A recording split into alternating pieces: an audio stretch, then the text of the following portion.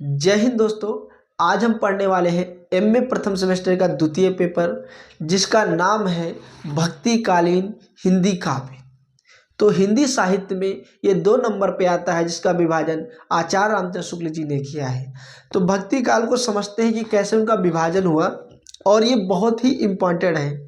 ये लगभग एमए में जो इसका मसौदा लिया गया है, ये डॉक्टर राम मनोहर लोहिया अवध विश्वविद्यालय से सीरीज से लिया गया है, और ये हमारे पेपर का नाम है।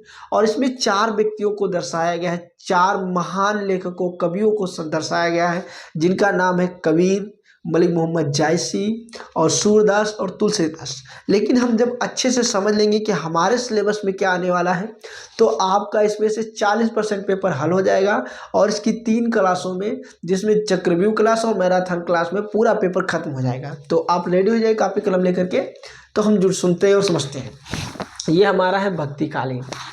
भक्तिकालीन, जब भक्ति जुड़ी, भक्ति उत्पन्न हुई, और भक्ति उत्पन्न होने के बाद जो महान कवि हुए उनको लिया गया है। तो जो सबसे महान कवि हुए, तो भक्तिकालीन होने के बाद 2 काव्य धाराएं बन गई। एक काव्य धारा बनी जिसका नाम है सगुण काव्य धारा, और एक काव्य धारा बनी जिसका नाम है निर्गुण काव्य धारा। निर्गुण काव्य धारा में जो भगवान है उसका कोई आकार नहीं, वो निरंकार है। सगुण काव्य धारा में जो भगवान है, निरंकार होते भी उनकी प्रतिमा बनाई जा सकती है। तो 2 काव्य धाराएं बनी, जिसमें जो सगुण काव्य धारा और निर्गुण काव्य धारा हुई।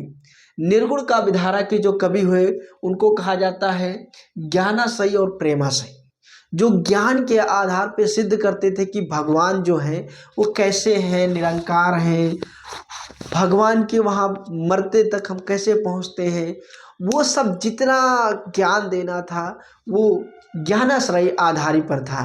क्योंकि वो लोग तार्किक बात करते थे, इसलिए वो प्रतिमा को नहीं मानते थे। वो मानते थे कि जो है वो भगवान है और वो निरंकार है। अगर होता तो हमारे सामने में आता है, कोई प्रतिमा को मैं नहीं मानूंगा।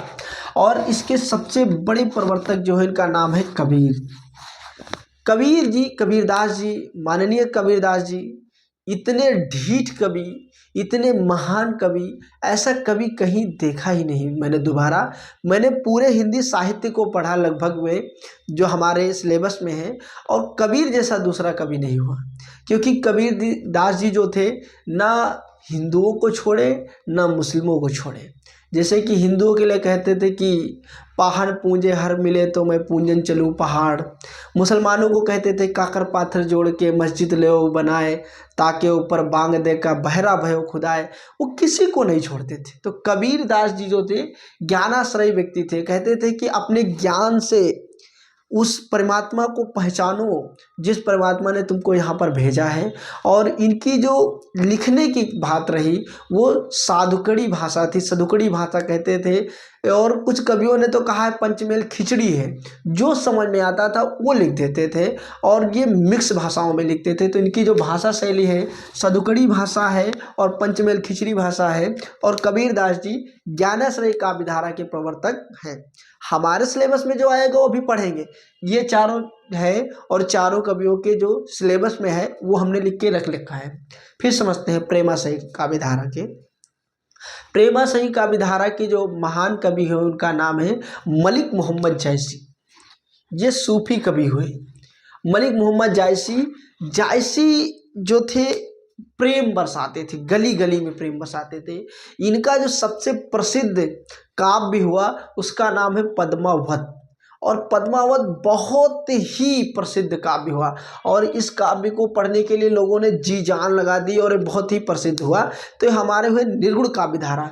अब हम पढ़ते हैं सगुण काव्य धारा। सगुण काव्य धारा में 2 धाराएं बनी, एक तो कृष्ण को मानने वाले और दूसरे राम को मानने वाले। तो जो कृष्ण को मानते थे उनको कहा जाता था कृष्णाश्रयी काव्य धारा, और जो राम को मानते थे उनका नाम माना जाता था रामाश्रयी काव्य धारा। अब ये दोनों कवि अलग अलग हैं। तो जो कृष्णा काव्यश्रयी काव्य धारा के जो प्रवर्तक हुए, माना जाता है महान कवि हुए, वो सूरदास हुए। सूरदास भगवान कन्हैया जी के बारे में बहुत ही अच्छा लिखा है। सूर सार सारावली, सूर सागर सूर सारावली और बाल कृष्ण, श्री कृष्ण की बाल छप्पर लेखनी अनुपम चली, ऐसे कवि सूरदास जी हुए और इन्होंने बहुत ही अनुपम लेखनी चलाई है और भगवान कन्हैया जी का बहुत ही अच्छे से बखान किया है। फिर हमारे महान कवि हुए तुलसीदास जी। हमारे सिलेबस में इनका जो सिलेबस आया हुआ है विनय पत्रिका, कौन सी है? विनय पत्रिका। अब हम समझते हैं कबीरदास जी के बारे में। कबीरदास जी का जो हमारे सिलेबस में पाठ है, पाठ्यक्रम है, वो है ज्ञान विरह का अंग। ज्ञान जो है विरह का अंग है। हमको दुख कब पहुंचता है? एक छोटा सा एग्जांपल ले ली। रोज रोड पे एक्सीडेंट होते हैं और हम कोई दुखी नहीं होते हैं, हम रोड से निकलते हुए चले जाते हैं, देखते भी हैं तो 2-4 मिनट के लिए करुणा होती है। लेकिन अगर कोई जानने वाला है जिसको हम ज्ञान से जानते हैं, अगर वो चोट खा जाए तो हम विरह में आ जाते हैं, दुख में आ जाते हैं। हालांकि ये जो है सिलेबस नहीं, आपको बताने के लिए बताएं कि जो ज्ञान होता है वो विरह को उत्पन्न करता है, जब किसी से मिलाप हो जाता है ज्ञान के द्वारा विरह। अब दूसरा है पर्चा के अंग और तीसरा है रस के अंग, और ये तीनों पढ़ने को मिलेंगे आपको अपने सिलेबस में। जो हमारा एमए का सिलेबस है, आपको मैं इसमें से 1-2 शायरी दोहे पढ़ के सुनाता हूँ, जिसमें आपको पता चलेगा कि कबीरदास जी ने क्या क्या लिखा है। तो कबीरदास बहुत ही अच्छी दोहों का उपयोग किए हैं और इन्होंने पढ़ा भी है। जैसे कबीरदास जी कहते हैं कि हृदय भीतर दो बले धुआं न प्रगट होए, जाके लागी सो लखे को जिय लाए सोए। एक है झल उठी झोली जली खपरा फूटिम फूटी, जोगी था सो रम गया असन रही विभूति। अब ये जो दोहे हैं, इसका जब नया सिलेबस लाएंगे, नई पाठ लाएंगे, जो नया हमारा जो एक दूसरा क्लास आएगा, उसमें ये सब एकदम विस्तार रूप से पढ़ने को मिलेगा और भर भर के पढ़ने को मिलेगा। एक दोहा है, दीपक पावक आड़िया तेल भी अंगा संग, तीनों मिली कर जोइया तब उड़ उड़ पड़ पतंग। ये कबीरदास जी की भाषा है, जिसको साधुकड़ी भाषा कहा जाता है, जिसको खिचड़ी कहा जाता है, पंचमेल खिचड़ी कहा जाता है। तो ये हमारे कबीरदास जी हैं। सूफी काव्य धारा के जो प्रवर्तक जायसी जी हुए हैं, इनका हमारे सिलेबस में जो आया है उसका नाम है मानसरोधक खंड। ये पद्मावत से है। मानसरोधक खंड जो है ये आया हुआ है हमारे सिलेबस में। फिर तीसरे नंबर के जो कवि हैं वो हैं तुलसीदास। तुलसीदास जी जो एमए के सिलेबस में पेपर है, द्वितीय पेपर में, वो है विनय पत्रिका। जो है विनय पत्रिका, इस शब्द को याद रखिएगा। हमारे सवाल आ सकते हैं कि विनय पत्रिका किस में आया है, किस आधार पे आया है, तो हम बता सकते हैं कि विनय जो पत्रिका है हमारे एमए के क्लास में तुलसीदास जी ने लिखा है। तीसरे और चौथे हैं बहुत महान कवि सूरदास। बहुत महान कवि सूरदास। सूरदास का जो हमारे सिलेबस में आया है, विनय के पद आए हैं। भगवान कृष्ण से विनय कर रहे हैं कि हे भगवान मुझे इस लायक बना दो, और उनसे कहते हैं कि हो रसखान, जैसे रसखान जी है वैसे सूरदास भी हैं। सूरदास भी वंदन करते हैं, विनय करते हैं। दूसरे हैं बाल लीला। बाल लीला बहुत ही भर भर के सूरदास जी ने इसमें मतलब छंद भी पढ़े हैं और बताया है। बाल लीला, भगवान कन्हैया जी के बाल लीलाओं की बात करें हैं। काद खेलत मान सरोवर, गाय जाय पल ठाड़ भई।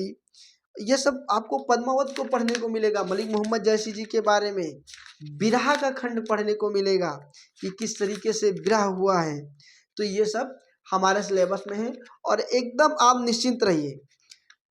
सूरदास जी का है कि अब मैं नाचो बहुत गोपाल, काम क्रोध के पहिरे चुलना, कंठ विषय की माल, महा मोह में नुपुर बाजत निंदा शब्द रसाल, भ्रम भयो मन भयो पखावज, चलत असंगत चाल, तृष्णा नाद करत घट भीतर नाना विदिते दाल, माया को कट फेटा बांधो लोभ तिलक दे भाल, कोटिक कला कछ दिख रहे जल थल सुध नहीं काल, सूरदास की अबो अविधा दूर करो नंदलाल।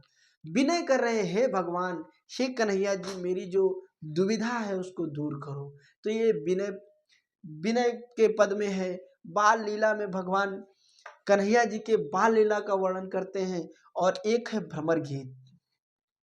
इसको जितना बार पढ़ना है उतना बार पढ़ो, जितनी बार समझना है उतनी बार समझो।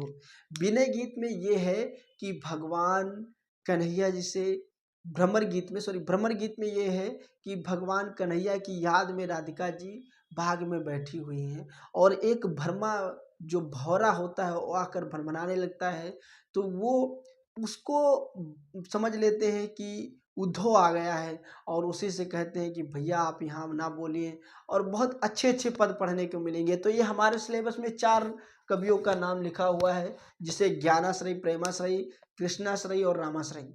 जिसमें ज्ञानाश्रयी के जो प्रवर्तक हैं वो कबीरदास जी हैं, प्रेमाश्रयी मलिक मोहम्मद जैसी जी, और कृष्णाश्रयी के जो हमारे हैं सूरदास, और रामाश्रय के तुलसीदास जी हैं। और ये हमारे सिलेबस में आएगा। तो आप ये सिर्फ बेसिक से पढ़ लीजिए, जो विस्तार की क्लासें होंगी मैराथन क्लास में आपको पढ़ाएंगे, और बिल्कुल आप निश्चिंत रहिए, आपका पेपर में 100 का 100% नंबर आएगा। जय हिंद दोस्तों, आज यहीं तक, मिलेंगे अगली क्लास में।